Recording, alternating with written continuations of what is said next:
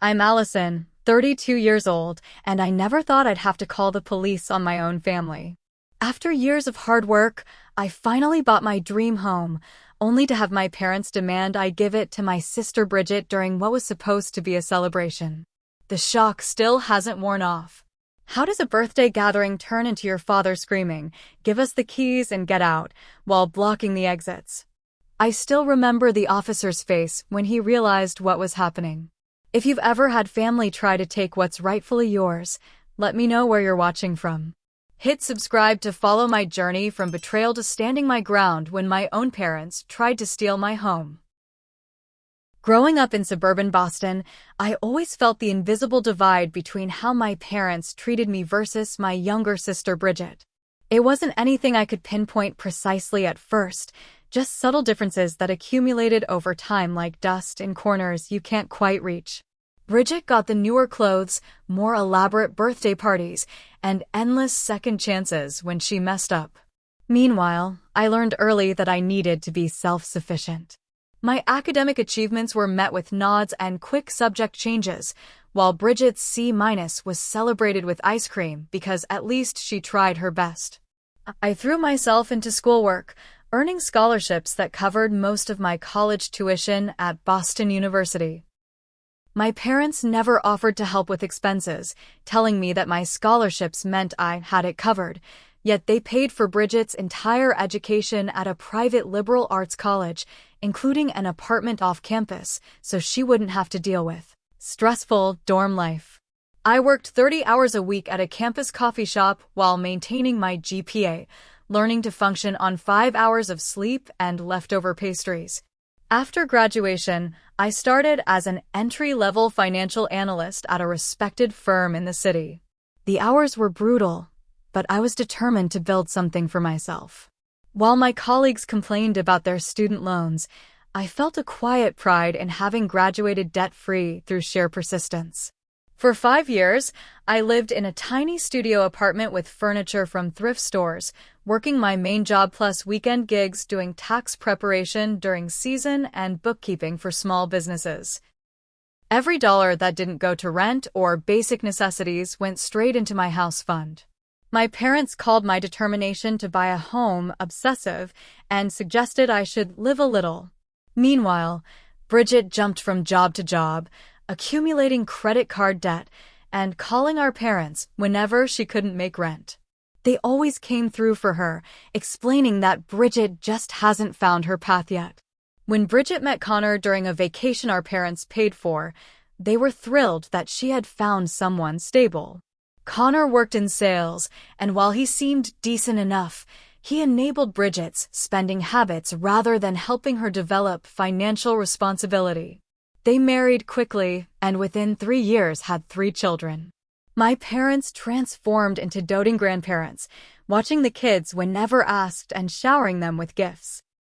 Bridget and Connor rented a 3-bedroom apartment, living beyond their means until they were eventually evicted for repeatedly late payments.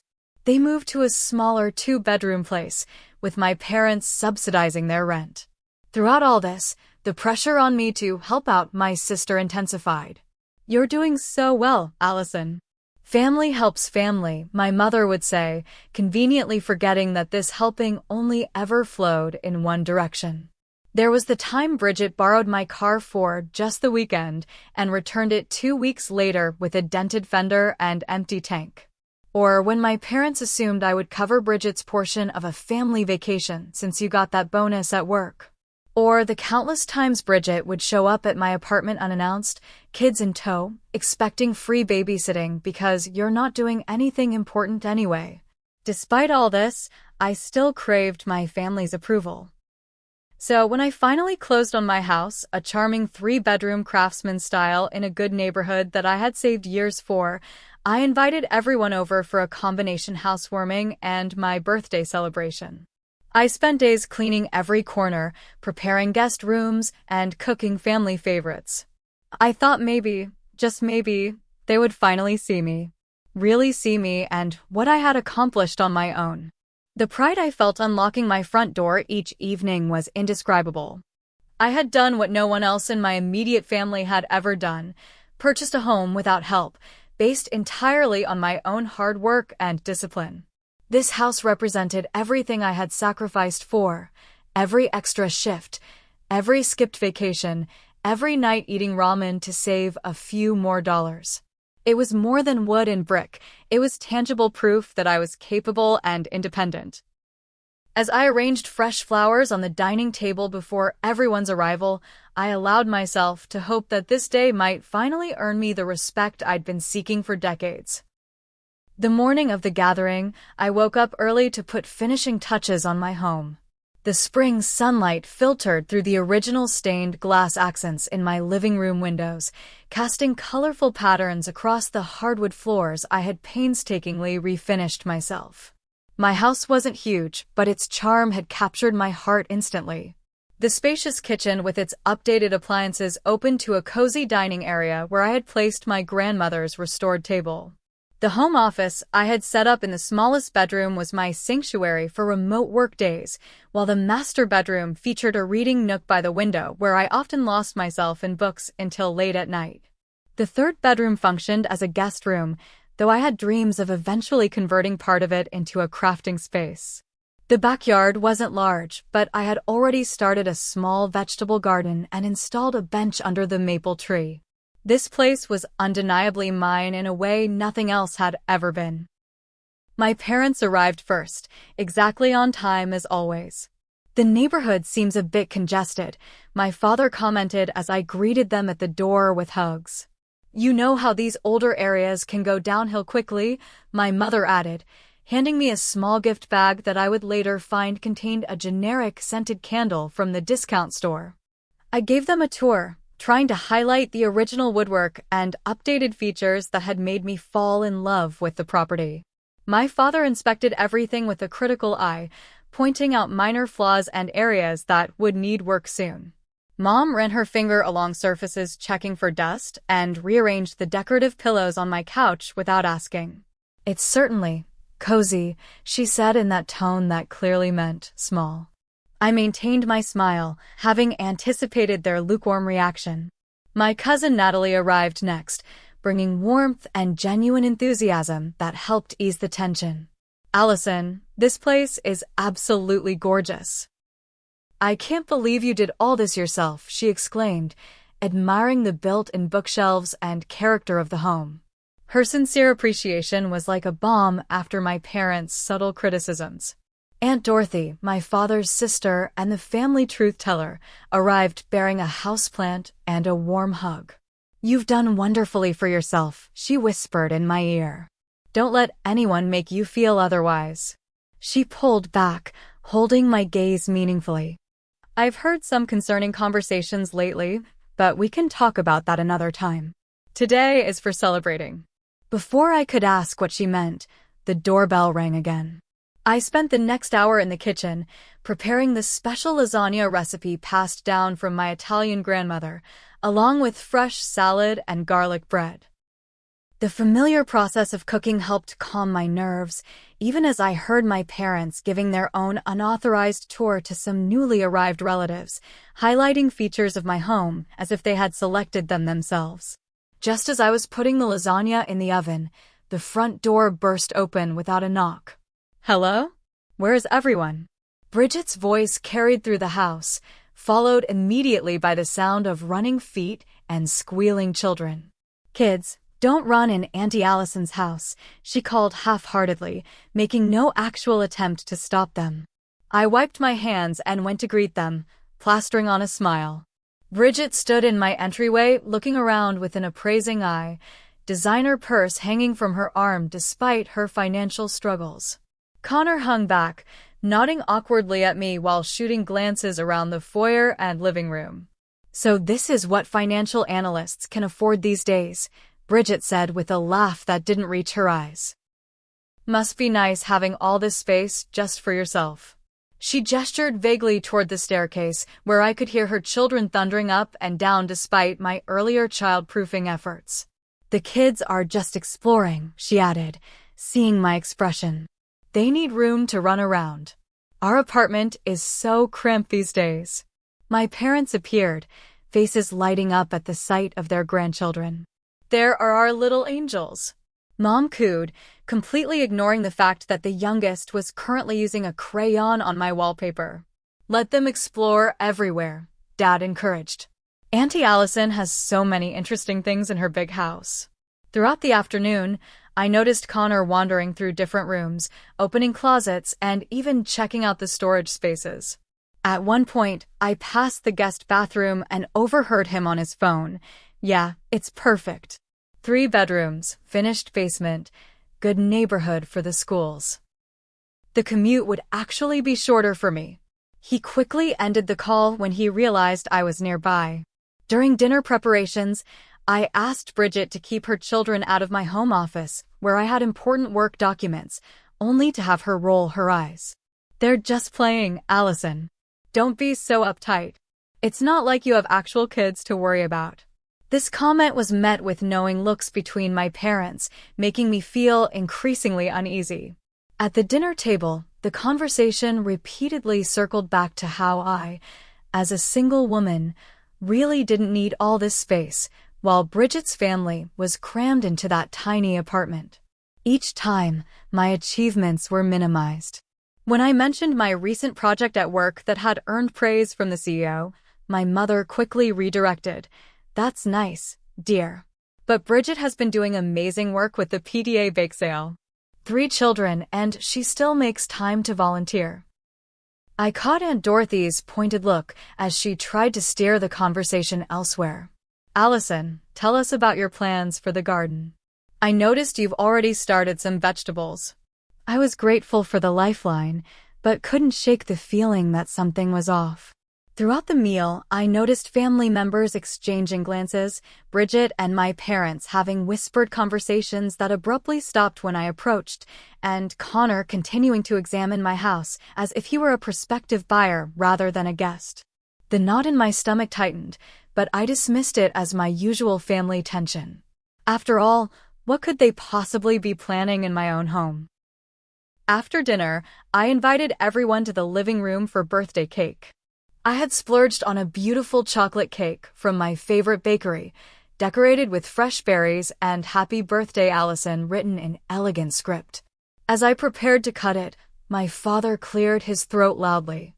Before we get to the cake, we have something important to discuss as a family, he announced, his authoritative tone immediately silencing the room. My mother nodded, moving to stand beside him in a show of unity that I had seen countless times before, usually before delivering some verdict or decision that was presented as final and non-negotiable. We've been discussing Allison's situation, my father continued, his eyes not quite meeting mine.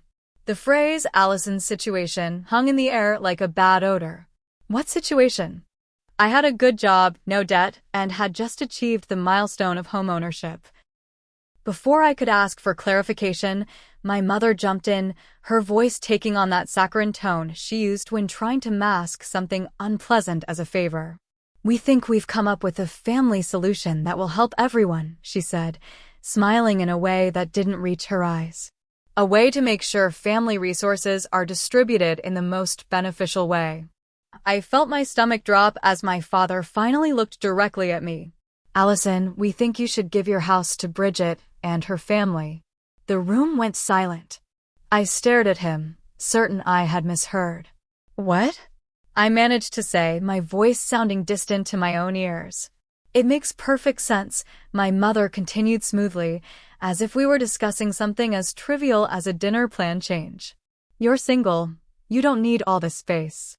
Bridget has 3 children crammed into that tiny apartment. This house has a yard for the kids to play in, good schools nearby, and enough bedrooms for everyone. Bridget nodded enthusiastically, apparently not seeing anything wrong with this outrageous suggestion. We've already discussed how we'd arrange the rooms, she said, her eyes gleaming with excitement. The kids would each get their own space, and Connor could use that little office you set up for his work. Connor, looking slightly uncomfortable but not disagreeing, added, I've already researched the schools in this district. They're much better than where we are now. My father, apparently interpreting my shocked silence as consideration, pressed on with what was clearly a rehearsed pitch. You can easily find a nice one-bedroom apartment, something more suitable for your lifestyle. You might even have money left over after the transfer. My head was spinning. They wanted me to just hand over my house? The home I had sacrificed for years to afford? And where exactly would I live during this transition? I asked, fighting to keep my voice steady. You can stay with us until you find a new place, my mother offered magnanimously. We still have your old bedroom. The timeline we were thinking, my father continued, as if this were a done deal, would be for you to move out within the month. That gives you plenty of time to pack your personal items and arrange for the property transfer. Property transfer? I repeated, the words feeling foreign on my tongue. You want me to just sign over my house? The house that I saved for years to buy? The house that I alone pay the mortgage on?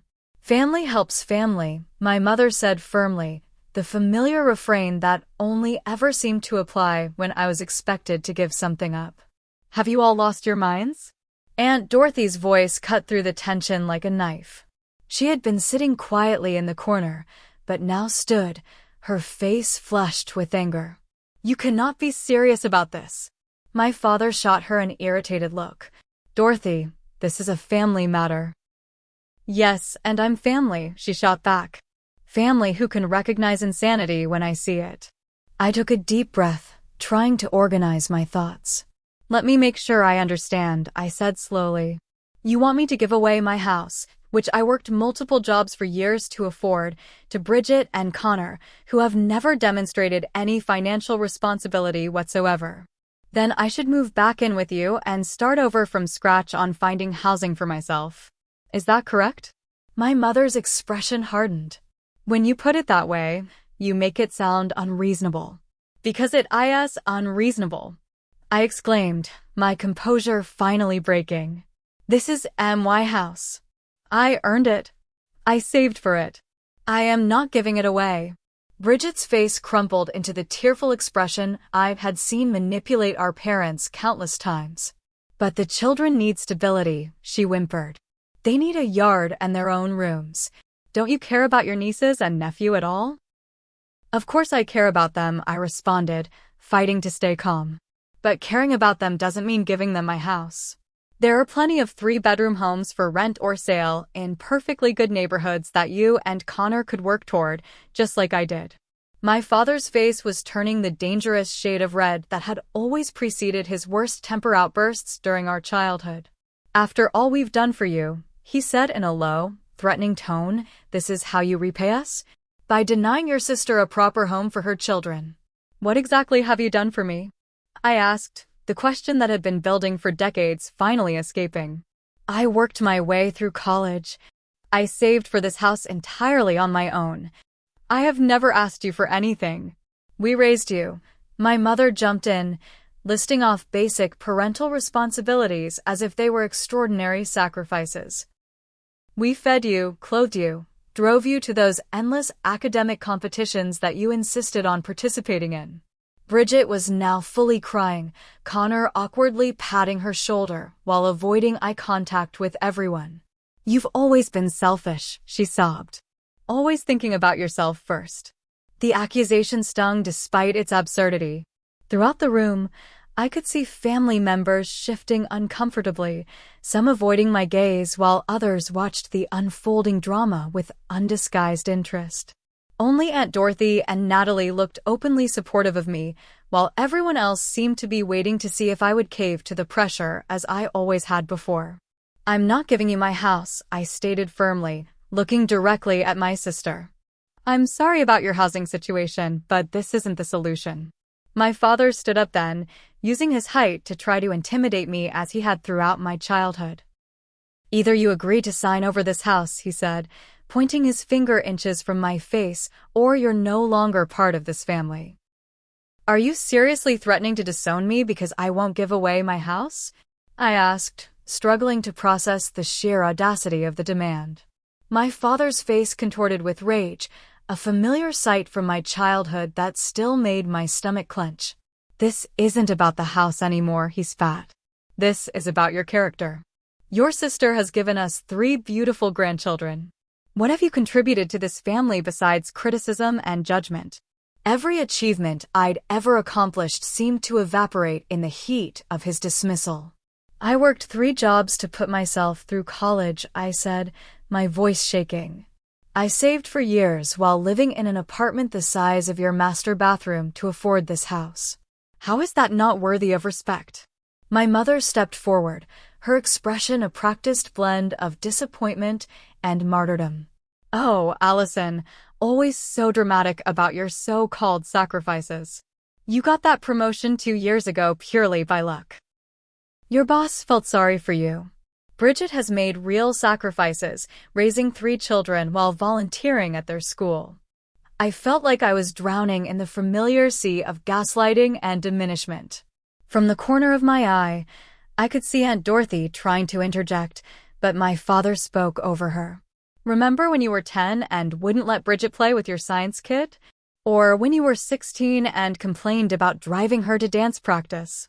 You've always been selfish." These cherry-picked incidents from decades ago, presented without context, were apparently evidence of my lifelong moral failure. Meanwhile, Bridget's children had started crying, picking up on the tension in the room. Bridget immediately gathered them to her, throwing me an accusatory look as if their tears were my fault. "See what you're doing? You're upsetting the children," she exclaimed loudly. "They were so excited about having their own rooms in this house." I took a deep breath, fighting to maintain my composure. "I understand you're disappointed, but this is my home. I'm not giving it to you." I looked around the room at my assembled family, searching for understanding in any of their faces. Most looked away uncomfortably. "I've spent my entire life trying to earn your approval. I've worked harder, complained less, and asked for nothing in return. But this is too much." My father's voice dropped to a dangerous growl. "Give us the keys and get out. This should be Bridget's house." I blinked in confusion. "Get out? Of my own house." "It's not your house anymore," he shouted, stepping closer until he was looming over me, his finger jabbing toward my face. "Not if you want to remain part of this family." The room was spinning around me. I needed air, space to think away from the suffocating pressure of their expectations and demands. "I need some air," I said, turning toward the front door. To my shock, Bridget immediately moved to block the doorway, her arms crossed over her chest. "You're not leaving until this is settled," she said, her earlier tears mysteriously dried. Behind me, I heard movement and turned to see Connor and my father positioning themselves near the other exits. A chill ran down my spine as I realized with growing horror that my family was actually attempting to physically prevent me from leaving my own home. This wasn't just an outrageous demand anymore. I was being trapped. I looked into my sister's eyes, searching for any sign of the girl I had once shared secrets with under blanket forts, but saw only entitlement and determination. My father's face showed nothing but righteous anger, as if his behavior was completely justified. My mother stood with her arms crossed, nodding in approval at their actions. This wasn't a negotiation or even an argument anymore. It was a hostage situation in my own home. I backed away from Bridget and moved toward the kitchen, hoping to reach the back door, but my father quickly followed. "Where do you think you're going?" he demanded, his large frame filling the doorway. "You're not walking away from this discussion." My heart was pounding as I realized they were actually coordinating to keep me confined. "This isn't a discussion," I said, trying to keep my voice steady. "This is insanity. You can't keep me prisoner in my own house." Aunt Dorothy pushed past my mother to stand beside me. "This has gone far enough," she said firmly. "You cannot physically prevent Allison from moving freely in her own home. That's illegal." My mother turned to her with a cold stare. "Dorothy, stay out of family business.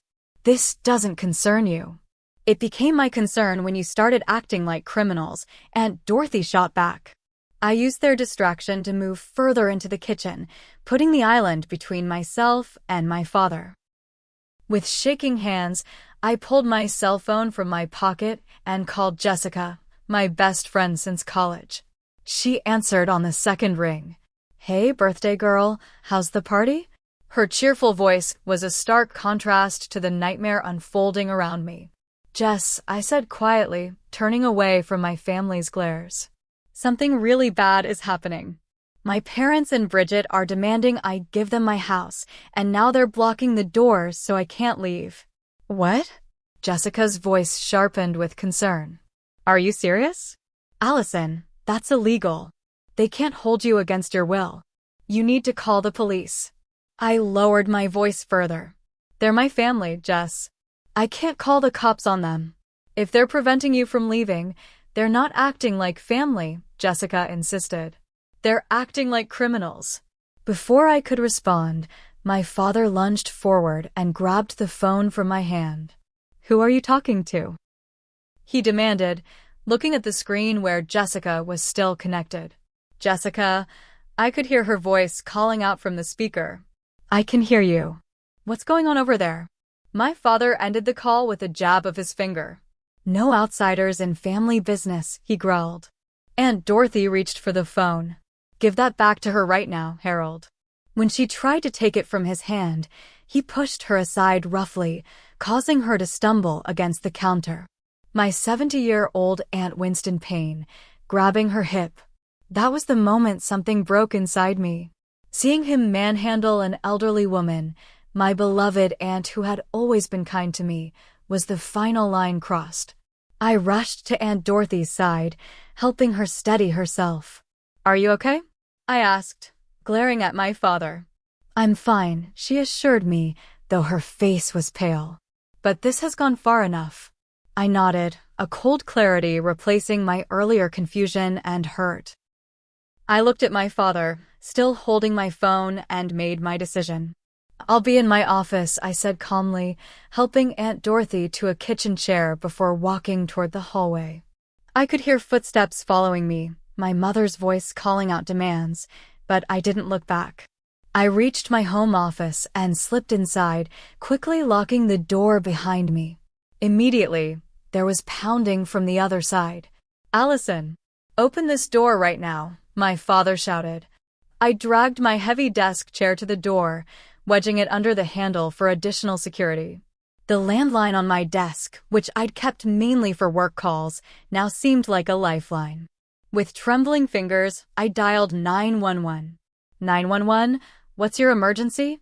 The dispatcher's calm voice was reassuring in the chaos. "My name is Allison Adams," I said, trying to keep my voice steady. "I'm at 1437 Maple Street. My family is trying to force me to give them my house, and when I refused, they're now preventing me from leaving. They've taken my cell phone and are currently trying to break into the room I've locked myself in." There was a brief pause before the dispatcher responded. "Are you in immediate danger? Do any of them have weapons?" "No weapons that I know of," I answered, flinching as something heavy thudded against the door. "But they're trying to force their way in, and my elderly aunt was already pushed when she tried to help me." "I'm dispatching officers to your location now," the dispatcher assured me. "Please stay on the line until they arrive."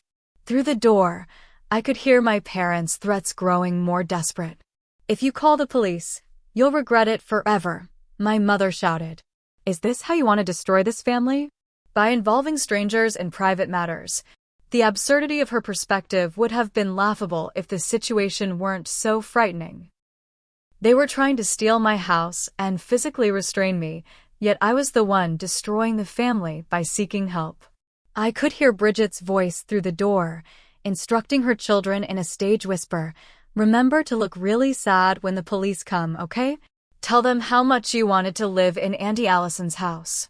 Connor's voice came next, sounding considerably more concerned than before. "Maybe we should just leave before the police get here. This has gotten out of hand."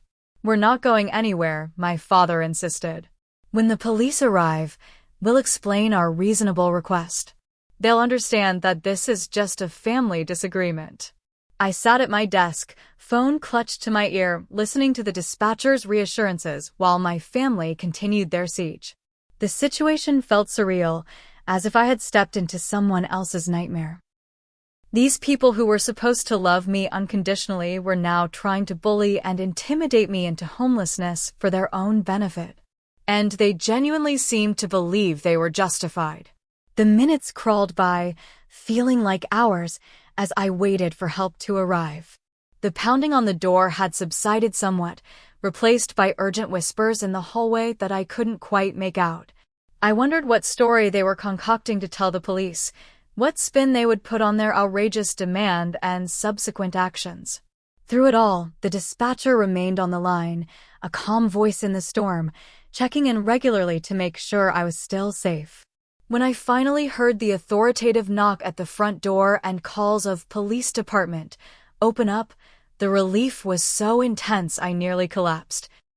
"Police are here," I told the dispatcher, my voice cracking with emotion. "Thank you for staying with me." "You're welcome, ma'am. The officers will take it from here. Please stay safe." I hung up the phone, listening carefully to the sounds from the front of the house. The hammering on my office door had stopped completely. Taking a deep breath, I removed the chair from under the doorknob and unlocked the door. The hallway was empty, my family having apparently retreated to the living room to meet the police. I walked shakily toward the front of the house, where two uniformed officers stood in my entryway. One was a tall woman with a serious expression, while the other was a middle-aged man with kind eyes. "I'm Allison Adams," I said, approaching them. "I'm the one who called." The female officer nodded. "I'm Officer Lewis, and this is Officer Reynolds. Are you okay, ma'am?" Before I could answer, my father stepped forward, his earlier rage replaced by a concerned expression I recognized from countless childhood incidents when he needed to make a good impression. "Officers, I'm Harold Adams, Allison's father. I'm afraid there's been a misunderstanding. Our daughter is going through some personal issues right now, and she's not thinking clearly." The practiced smoothness of his lie made my stomach turn. Officer Lewis turned to me. "Miss Adams, would you mind if we spoke privately for a moment?" I nodded gratefully, leading her into the kitchen while Officer Reynolds remained with my family. "Can you tell me exactly what happened here today?" Officer Lewis asked once we were alone. I took a deep breath and explained everything, from the initial demand that I give my house to my sister, to their blocking the exits when I tried to leave, to my father grabbing my phone and pushing Aunt Dorothy. Officer Lewis took detailed notes. "This is your property, correct? You're the legal owner." "Yes," I confirmed, retrieving the deed and mortgage documents from a file in my kitchen drawer. "I purchased it 8 months ago. I'm the only one on all the paperwork." She examined the documents and nodded. "And you want these people to leave your property now?" "Yes," I said firmly, surprising myself with how certain I felt. "I want them all to leave immediately." Officer Lewis nodded. "We'll make that happen.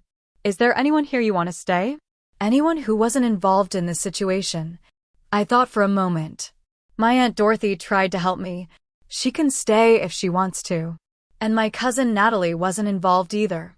The officer made a note, then asked, "Would you like to press charges for the unlawful restraint and the assault on your aunt?" The question gave me pause. Despite everything, they were still my family. "Not right now," I decided. "I just want them gone." She nodded, understanding. "That's your right. You can always file a report later if you change your mind." We returned to the living room, where Officer Reynolds had apparently been listening to my family's version of events. My mother was dabbing at non-existent tears, while Bridget had her children clustered around her, their faces solemn as instructed. My father stood with his arms crossed, projecting authority even in this situation. Officer Lewis addressed the room. "I've spoken with Ms. Adams and verified that she is the legal owner of this property. She has asked for all of you, with the exception of Dorothy Adams and Natalie Collins, to leave immediately." My father's face darkened. "This is ridiculous. We're her parents. That doesn't give you the right to prevent her from leaving her own home or to take her property," Officer Lewis stated firmly. "Ms. Adams has the legal right to ask anyone to leave her property, family or not." "But we were just talking about family matters," my mother protested, her voice rising in pitch. "Bridget needs this house for her children." "Ma'am, whether someone needs a house doesn't give them the right to take it," Officer Reynolds said calmly. Now, you can leave voluntarily or we can escort you out. Your choice." My father looked at me, his expression a mixture of rage and disbelief. "This isn't over," he said in a low voice. "Family takes care of family. You've shown your true colors today." My mother's face crumpled in what I recognized as her practiced disappointment expression. "I can't believe you do this to your own blood," she said tearfully. "After everything we've done for you." I said nothing, standing my ground as Officer Lewis positioned herself slightly between us. Bridget gathered her children and diaper bag, shooting me a venomous look. "Come on, kids. Apparently, Auntie Allison doesn't want us in her big house. We'll go back to our tiny apartment." "Ma'am," Officer Reynolds said firmly to Bridget, "please don't make this more difficult than it needs to be." Connor, looking deeply uncomfortable, placed his hand on Bridget's back and guided her toward the door. "Let's just go," he muttered. "This has gone too far." One by one, they filed out, some family members looking ashamed, others angry, a few simply confused by the dramatic turn of events. The officers remained until every unwanted person had left the property and driven away. Officer Lewis handed me her card with a case number written on the back. "If any of them return and refuse to leave, or if you feel threatened in any way, call us immediately. You might want to consider a restraining order, especially given the threats that were made." I thanked them both profusely, standing in the doorway as they returned to their patrol car. Only when they had driven away did I close and lock the door, then slide down against it to sit on the floor, my legs no longer able to support me. Aunt Dorothy sat beside me, her warm hand covering mine. "You did the right thing," she said quietly. "I know it doesn't feel like it right now, but you did." The tears I had been holding back finally broke free, and I sobbed into my hands, the full weight of what had happened crashing down on me. My own family had tried to take my home, had physically prevented me from leaving, had shown a breathtaking level of entitlement and disregard for my autonomy. And now, despite being the victim, I felt the crushing guilt they had spent decades instilling in me. The days following the incident were a blur of emotions and practical concerns. My phone buzzed constantly with texts and calls from family members, some expressing shock at my parents' behavior, others trying to convince me to be reasonable and reconsider giving my house to Bridget. Several relatives I had always considered close suddenly revealed their true feelings, suggesting that as a single woman, I didn't need a 3-bedroom house as much as my sister's family. Bridget posted vague but pointed comments on social media about selfish sisters and how hard it was to raise children in inadequate housing, garnering sympathy from people who didn't know the whole story. To my surprise, Connor texted me privately, apologizing for his role in the situation. "I felt uncomfortable with the plan from the start," he wrote, "but Bridget and your parents were so convinced it would work. I'm sorry I didn't speak up sooner." I didn't respond, not ready to engage with any of them yet. Sleep became elusive, my own home no longer feeling like the safe haven it once was. Every creak and sound outside had me jumping, afraid my parents or Bridget might return to continue their campaign. After the second night of barely sleeping, I called a security company and had cameras and a new alarm system installed. My friends Jessica and Rachel took turns staying with me for the first week, providing both protection and emotional support. Aunt Dorothy called daily, checking in and offering updates on family dynamics without pressuring me to reconcile. 2 weeks after the incident, at Jessica's urging, I made an appointment with a therapist who specialized in family trauma. Sitting in Dr. Marshall's office, recounting the events of that day and the lifetime of similar but less extreme incidents that preceded it, I began to recognize the patterns of manipulation and favoritism that had shaped my family relationships. "What you're describing," Dr. Marshall said gently, "sounds like a lifetime of being treated as less deserving, less important than your sister. That takes a toll on a person's sense of worth." I nodded, tears streaming down my face. The worst part is, even knowing how wrong they were, part of me still feels guilty for calling the police. for not just giving them what they wanted to keep the peace. That's what they programmed you to do, she replied. But you're beginning to recognize that programming now. That's the first step toward changing it. 2 weeks after the police intervention, Jessica accompanied me to a consultation with an attorney specializing in family law.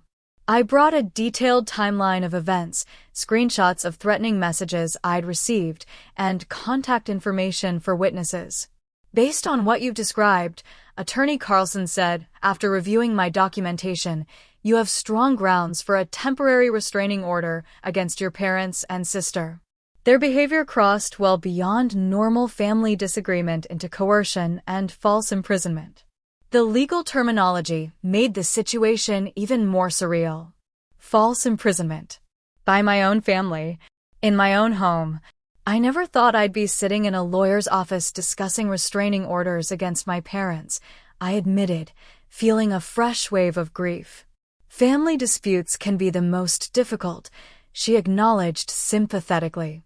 But what they did was not just morally wrong, it was illegal. You have every right to protect yourself. I left her office with paperwork to file for temporary restraining orders and instructions to document any further contact attempts. The process of legally severing ties with my own family was heartbreaking, yet also strangely liberating. For the first time, I was setting clear boundaries and prioritizing my own well-being over their demands. The court granted the temporary restraining orders, prohibiting my parents and Bridget from coming within 500 feet of me or my home. When they were served with the papers, the messages from other family members intensified, many expressing shock that I would go this far over just a family disagreement. Their perspective was so warped by years of my parents' influence that they couldn't see the severity of what had happened. Through it all, I found unexpected support.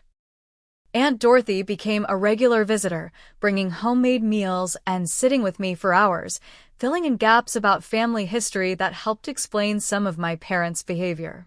Your father's parents always favored his brother, she told me over tea one afternoon. No matter what Harold achieved, it was never enough. I think he's recreated that dynamic with you and Bridget without even realizing it. During my third therapy session, Dr. Marshall suggested a support group for adult children of toxic parents. It can be incredibly validating to hear others' experiences and know you're not alone, she explained. Reluctantly, I attended my first meeting, sitting quietly in the back and just listening. To my surprise, many of the stories resonated deeply with my own experiences. During my second meeting, I shared a condensed version of what had happened, bracing for disbelief or judgment. Instead, I received understanding nods and supportive comments. One woman, Tara, approached me afterward.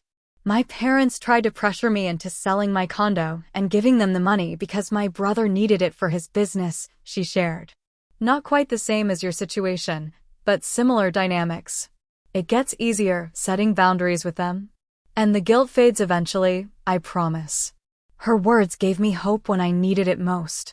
3 months after the incident, I began to feel safe in my home again. The new security system helped, but more important was the inner strength I was developing. I started a redecoration project, changing the paint colors in rooms where the worst confrontations had occurred, replacing furniture that held negative memories, and creating new, positive associations with my space. I hosted a small dinner party for the people who had supported me through the crisis: Jessica, Rachel, and Dorothy, and a few work friends who had shown extraordinary understanding when I needed time off. The evening was filled with genuine laughter and warmth, helping to replace the memory of that disastrous family gathering. Cousin Natalie reached out via email, apologizing for not standing up more forcefully during the incident. I was shocked by what was happening, she wrote, but too cowardly to really intervene. I'm sorry, Allison. What they did was wrong, and I should have said something. Her honesty was refreshing, and we tentatively began rebuilding our relationship through occasional lunches. 6 months after the restraining order was granted, I received unexpected news at work. I was being promoted to senior financial analyst, with a significant salary increase. My boss specifically cited my grace under pressure and improved confidence in client presentations as factors in the decision. The irony wasn't lost on me. Standing up to my family's outrageous demands had somehow strengthened my professional presence as well. During this period, my younger brother Tyler, who had been traveling abroad during the incident, returned and was immediately pulled into the family drama. He initially sided with our parents, calling me to express disappointment in my overreaction. I calmly explained exactly what had happened, including the police involvement and restraining order. There was a long silence before he said, "That doesn't sound like the version I heard." 3 weeks later, he called again. "I talked to Aunt Dorothy," he said, sounding subdued. "And Connor. I'm sorry, Allison. I didn't understand what really happened." His apology was the beginning of a cautious reconciliation between us, though I maintained firm boundaries about what I would discuss regarding our parents. In therapy, I continued to unpack the lifelong patterns of favoritism and manipulation that had shaped my relationship with my family. The expectation was always that I would give whatever was asked, without complaint, I told Dr. Marshall during one session. My needs and feelings were secondary to Bridget's. Always. That's a common dynamic in families with narcissistic parents, she explained.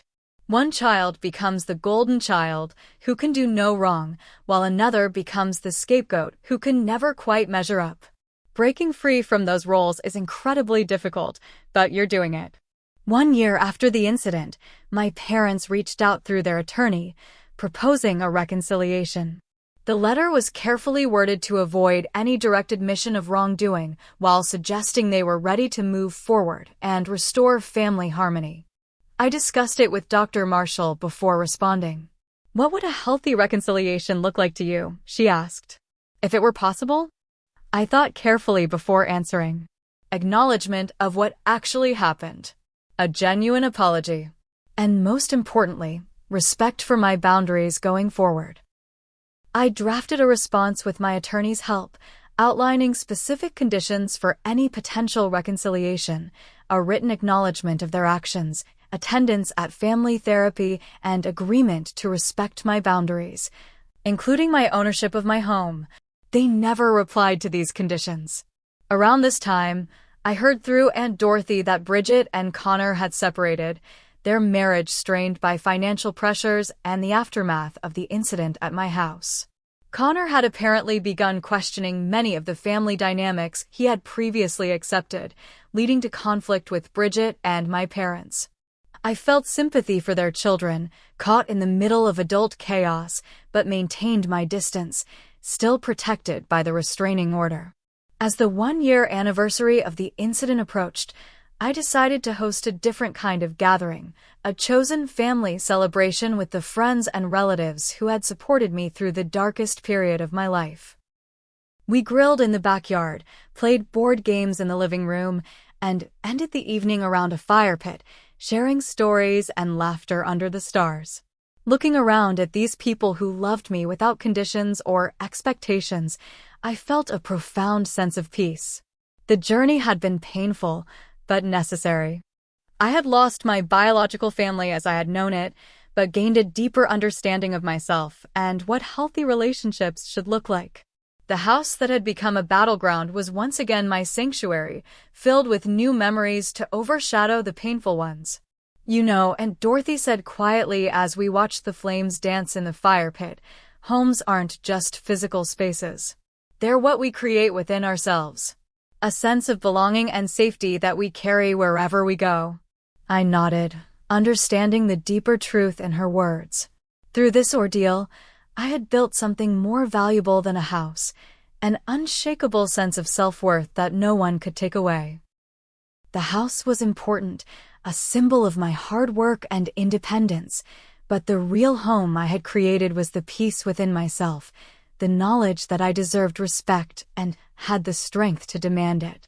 Have you ever had to stand up to family members who felt entitled to what was rightfully yours? I'd love to hear your stories in the comments below. This journey taught me that sometimes the hardest boundaries to set are with the people who should love us most unconditionally. If this story resonated with you, please hit the like button and subscribe to my channel for more real-life experiences about finding strength in difficult situations. Share this video with someone who might need to hear that it's okay to protect what's yours, even from family. Thank you for being part of my healing journey, and remember, you deserve to feel safe and respected, especially in your own home.